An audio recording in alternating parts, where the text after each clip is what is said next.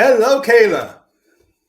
Stefan, welcome to Whistle Talks, episode Thanks. 4. It's so great to have you here with us. So, today we're going to be speaking about how to expand your B2B business internationally. Hmm? And before we get started, could you tell us a little bit about yourself and who you are and what your company does? Well, how long time do you have? Don't worry. I'm Stefan Avivson. I'm also known as Mr. Raw, which is my consultancy where I do mentoring and coaching for awesome founders and organizations. I'm a serial entrepreneur. Got 3 kids.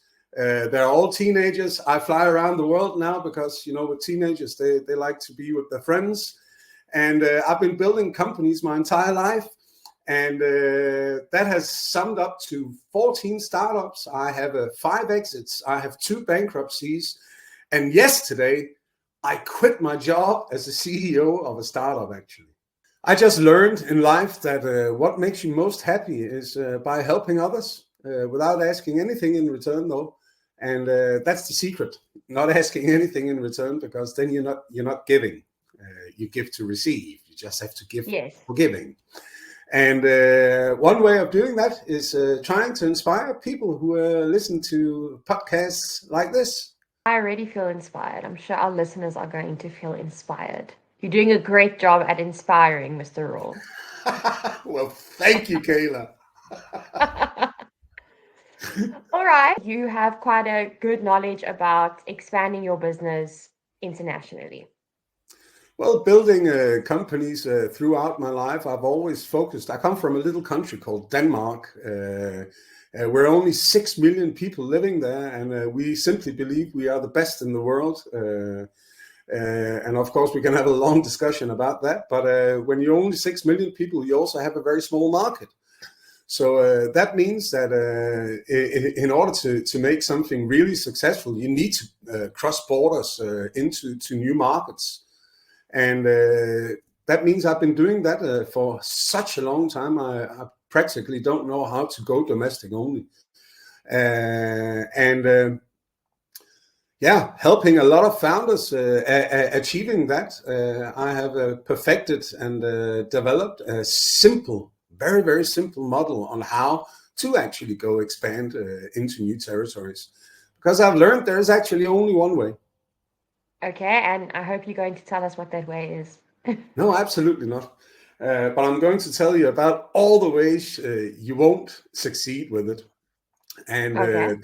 that is by thinking, that is by strategizing, that is by hoping, that is by kicking off some marketing, that is by kicking off some sales operations without knowing anything about the market. But then you go on the internet, you ask ChatGPT, what do I do in Germany? What do I do in Israel? What do I do in South Africa? What do I do in Mexico? Reality is They won't know. ChatGPT doesn't know.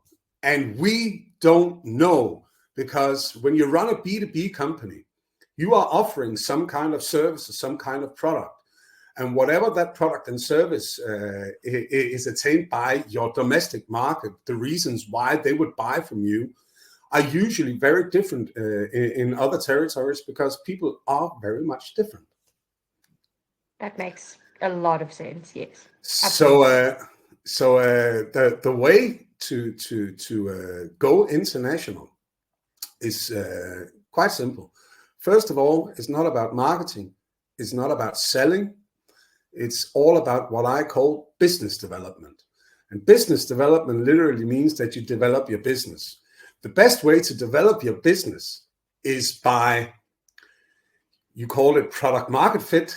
That's one of the terms that everybody talks about and nobody actually Yes. knows how to achieve. But it's quite simple when you think about it. What is product market fit? Product market fit is when your customers are buying on the same premises as you are offering your product or service. Yeah. If I sell green balloons and you like green balloons, then you'd like to buy a green balloon from me. But business development, in my mind, is 95% doing one thing, and that one thing is to talk to customers. that is to talk to potential customers, because only when you are engaging yourself with your the most important part for your business, your customers, only then will you explore and understand why these people would actually buy from you.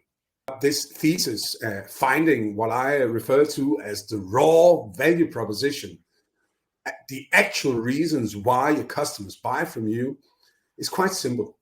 What you do is you go back and you ask your existing clients, and you ask them 3 questions.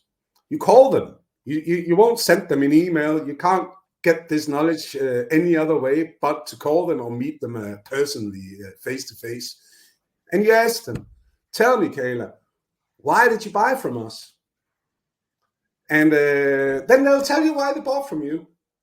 And why that is funny is because I've learned. I made 200 marketing studies for different B2B companies, and I've learned that only 5% of the cases you as a company actually know why your customers buy from you. The fun part is when you ask internally, it could be your organization. I'm not making anything negatively about your organization at all. I love it. But the reality is, if you go back and you ask 10 of your great salespeople, the founders, whatever, if you ask them this one question, why do you think our customers buy from us? If you ask 10 different people, you usually get 8 different answers, which is quite weird. Because when you go and ask, let's say you go and ask 20 existing customers this question, why did you actually buy from us? What you will find is usually 80% minimum. Sometimes it's even 100%. Usually above 80% of all your customers buy in on the same premises, the same reasons.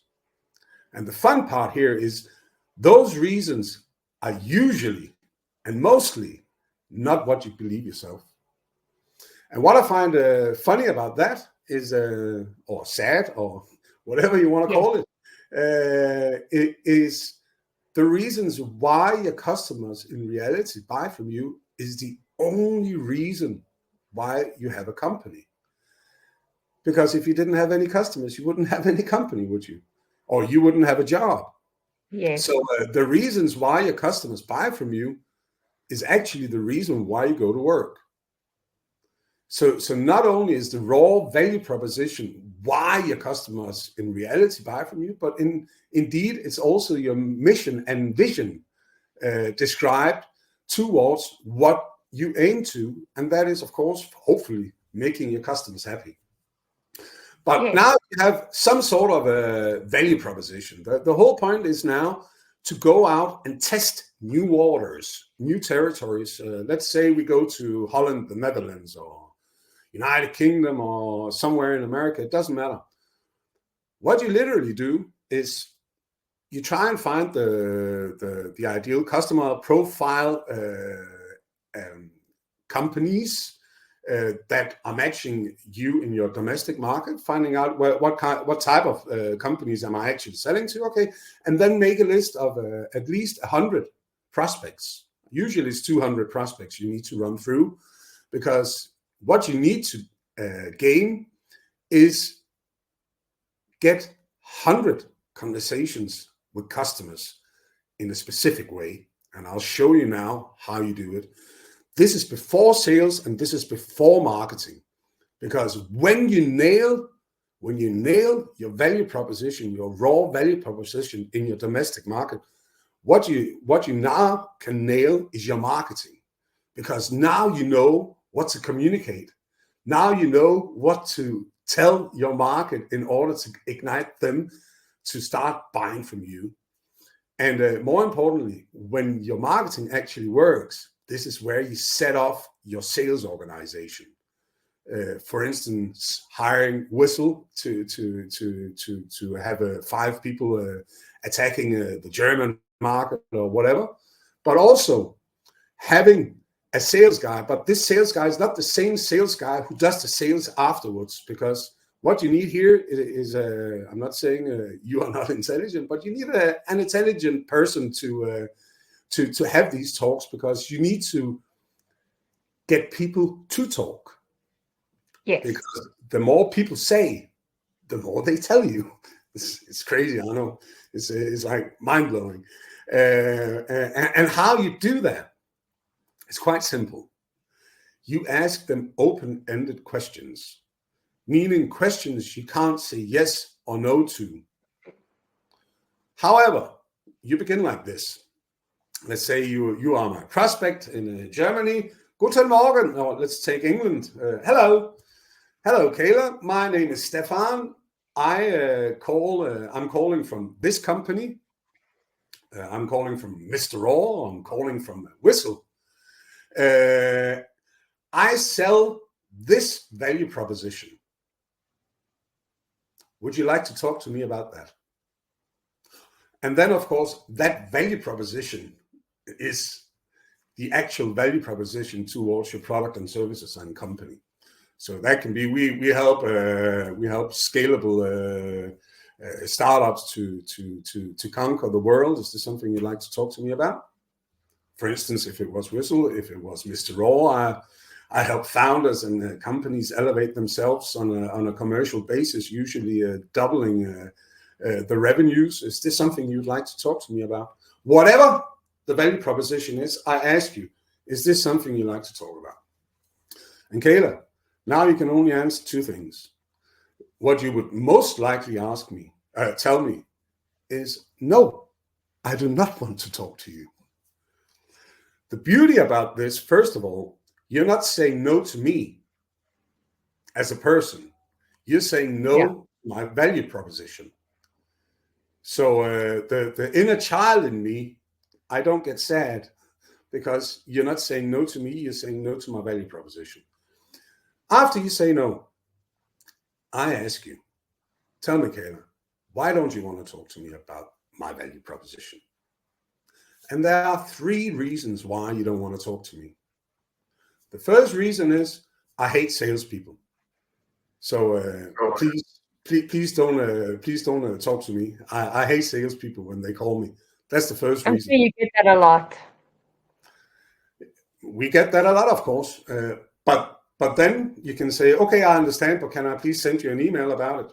And then you anyway get the conversation going somehow, because now he's not an extrovert, he's an introvert. He likes reading stuff instead of talking about stuff. Or he can literally just hate salespeople, which is totally fine. The second reason why you don't want to talk to me is because you picked up the phone, but you actually don't have time talking to me. People do that. Often. Very often the case. Yes. So when I ask you why you don't want to talk to me, you would say, well, I'm just actually I'm just going into a meeting. I'm having a podcast with Mr. Raw, so I don't have time to talk to you. Okay, can I call you tomorrow then? When I ask you why you don't want to talk to me, it's because you don't want to talk to me about my value proposition. Now you will tell me why. My value proposition doesn't work. And we're down to simple words that can make the big difference. Because in different markets and in different sectors, you have different lingos. So it's all about framing in your words what you potentially would buy from me. If you're interested, if it makes sense, of course. So that are the three reasons. You don't like me, or you don't like salespeople. It's nothing to do with me. It's just salespeople in general. You hate them, fine. Number two, you don't have time to talk to me. I can call you later. Don't worry about it. Number three, you don't like my value proposition. But now you tell me why you don't like my value proposition. Well, I don't want to expand my company out to the rest of the world. I just want to stay in my little country and be happy. Fine. Perhaps we could then consider, with that knowledge, creating some more domestical products. You never know. But what you know now is what you're trying to sell, it doesn't work. But you get to understand why. So now you told me Kayla, now you have told me why you don't want to talk to me, but in the good case, which happens within between 1 and 100%, all dependent on markets and stuff like that, you would, at some point, if I actually say something interesting as my value proposition, you would say, yes, I'd like to talk to you about that. And here is where the big difference, the secret sauce comes in, because now when you say, yes, I'd like to talk to you, I'm doing something no sales guy or woman is doing in the whole world.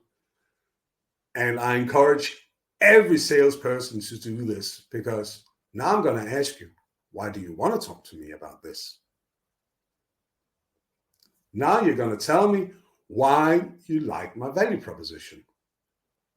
Thank you very much. I'll remember to write it down, because I'm going to have 100 conversations. And I can't remember 100 conversations in my head. I'm going to write down why you actually want to talk to me. Now I'm going to have a list of 100 conversations where I understand why people don't want to talk to me and why people want to talk to me. Okay, so now you want to talk to me, and I know why you want to talk to me. Now I deliver my sales pitch. So I deliver this and do this and whatever the pitch is. It can be long, it can be short, it can be whatever, all dependent on what market and sector and product and all these things. But whatever I say, whatever my pitch is, the important thing is to say afterwards, what do you think of this? So I help companies go global with their products, blah blah blah blah blah blah, whatever, la la la. So what do you think of this? This is literally what I sell. What do you think of this? You can say. What if I say, oh, I think that's great, but it's not applicable to me and it doesn't interest me. Thank you for your time. I ask you why it is not applicable. When you say, if you don't like my pitch, you'll tell me, well, I'm not interested. I don't like it. Yeah. It sounds like crap. But then I ask you, why is my pitch crap? Well, first of all, I don't understand the first 5 words you say when you pitch me. Mm. And number 2, you sound pretty arrogant, a little bit too self-conscious, and it's way too long. Okay. Thank you very much. Have a great day. Thank you for your feedback. Thank you very much. Now I know how I can improve my pitch. Now let's say I've had 20 conversations with potential customers where every time I pitched, I asked them what they think about it, and they gave me the feedback for it. Do you think I would be able to create a perfect pitch after that? Is there ever the perfect pitch? Really? Of course you can. Because you know the discrepancies, you know everything, why people don't want to buy from you, why people want to buy from you, what actually works in your pitch, what actually doesn't work in your pitch. So when your pitch has gone well, because you ask, so what do you think of it? You say, it sounds really interesting.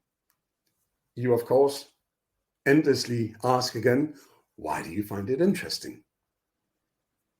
So if you find my pitch interesting, and I know why you actually want to talk to me about what I'm trying to sell to you, perhaps we should move a step further and book a meeting, or I can send you some material, or we can meet physically, or whatever you want.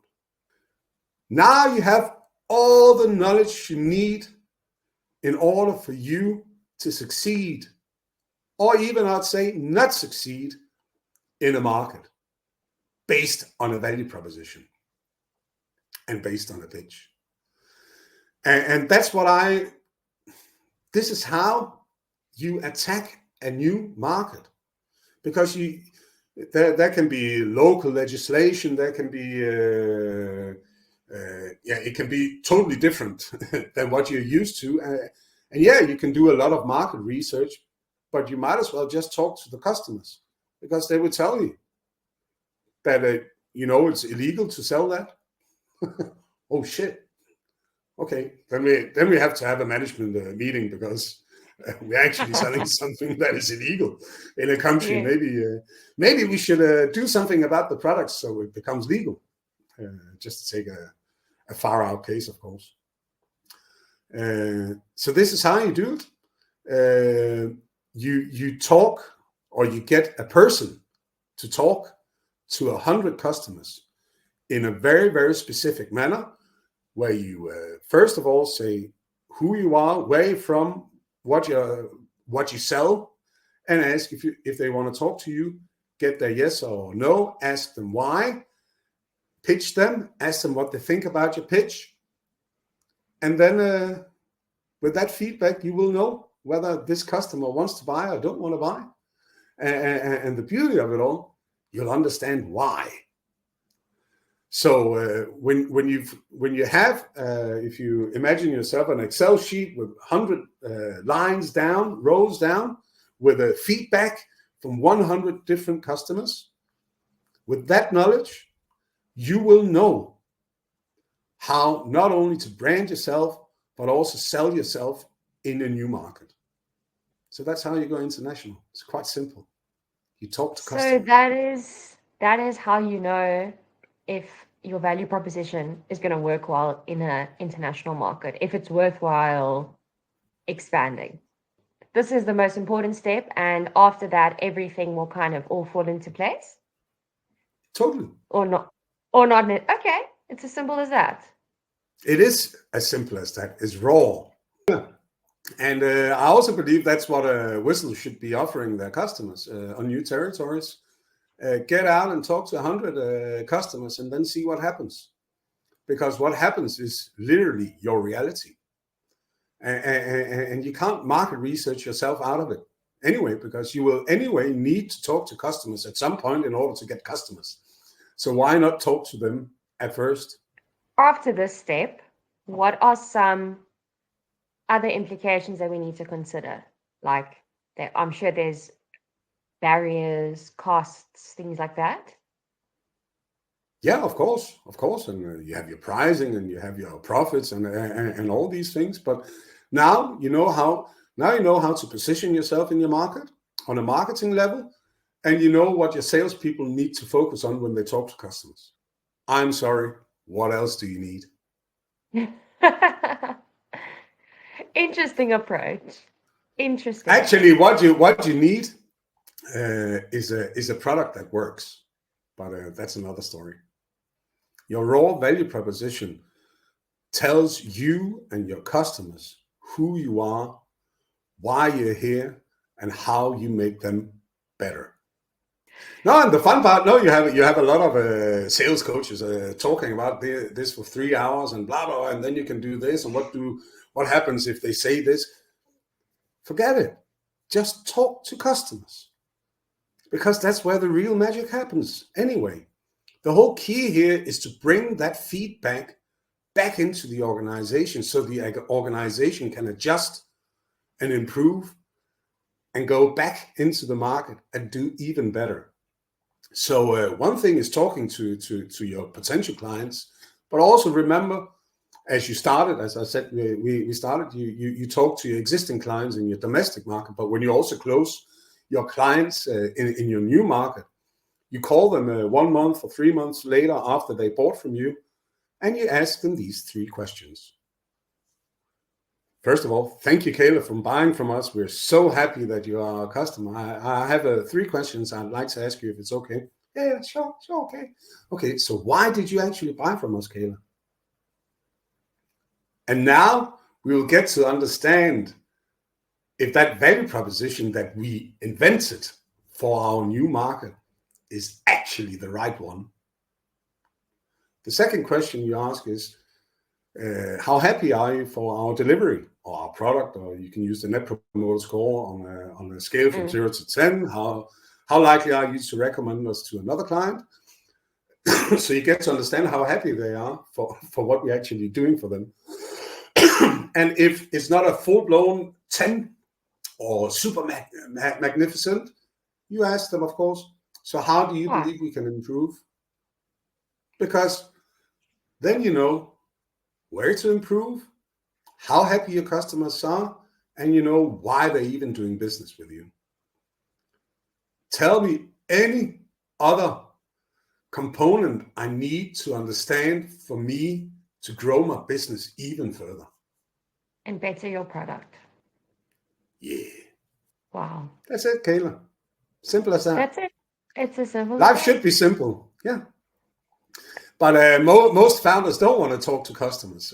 That's the reason why most founders don't know, or chief executives, leaders, they don't know why their customers buy from them. But when you start embodying that notion into your organization, imagine that everybody agrees on why they actually go to work.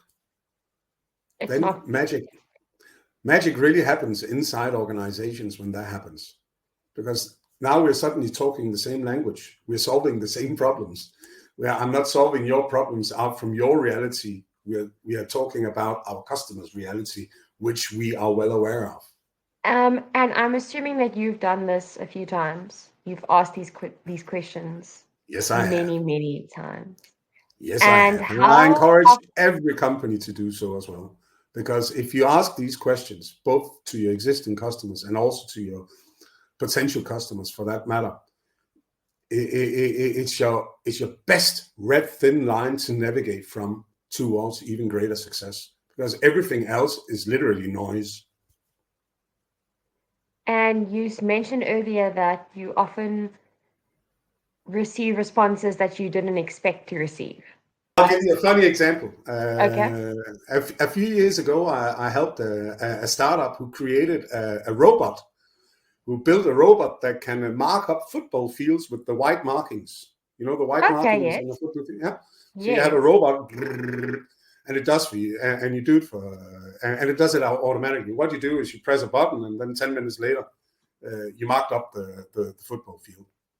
If you do it yourself, you have to walk for 6 hours with that thing. Yes. And actually, one of the biggest problems, at least in Denmark, is that the guy who's walking with the thing, he likes to have a beer or two. So the Oh, lines are wow.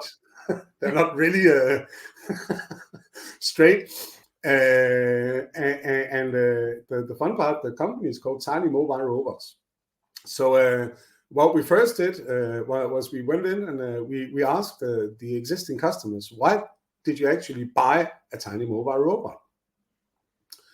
And here we look at the competition. You had another robot that's called the green one, and it weighs 80 kilos and it's quite heavy, but it's very good. The reason why, and that was all the customers, the reason why they bought from Tiny Mobile Robots is because it was a lightweight robot. And that's like, what? Lightweight robot, but it's automatic. You just press a button. Yeah, but that's also what the competition can do. But this robot only weighs 25 kilos. So that literally means, because it only takes 10, 20 minutes or 30 minutes to mark up a field, you would like to take this robot onto another field. So you want to put it up in your car. You want to transport it. But if your robot weighs 80 kilos, you need 2 people to lift it up in the car. Yes. But if it's only 25 kilos, you only need 1 person to lift it up in the car. So what you actually save is a whole person's wages, because only one guy can operate that robot. So that was a strong value proposition when you go out to the next potential client and say, hey, we sell these lightweight robots, so you are capable of marking up to 20 different fields on a daily routine with just 1 person. Is this something you'd like to talk to me about? Most potential clients said, yes, I'd like to talk to you about that. I can understand that. Of course, it's so interesting. It's such a simple thing that you're not necessarily going to think of, but it saves lives. Yeah, no, and the funny part, the real funny part about it is they're actually called tiny mobile robots. So it's even in their name, but they forgot it, because that's what happens when you're a founder. You dream big. Oh, we're going there now. We have these possibilities. So you all the time evolve yourself in regards to what you're doing, in regards to your product, in regards to your market. You always try to be in front of it and everything. So you divert away from what was actually essential. And this essence was actually in the name of the company as well. So of course, when you call from a tiny mobile robots offering the least heavy machinery in the market, so you only need one person to do all the work instead of two persons, so you save, I don't know, $50,000 a year, then you practically get the robot for free. Shout out to mobile tiny robots, tiny mobile robots, whatever they're called. Yeah, and they're flying, they're expanding like crazy. I'm proud to have been a amazing. little part of that journey. Oh, I'm sure you were more than just a little part. I'm sure you were a massive part of it. I ain't the one to tell. Only one here is to tell that, and that is themselves. Stefan, thank you so much for joining Whistle Talks. You're and welcome. for instilling us with your knowledge and expertise. We really appreciate it. And we would love to see you again to speak about something else raw. Absolutely. I'm here. It was great. And just remember out there, talk to your customers. And if you don't talk to your customers, get somebody to talk to your customers.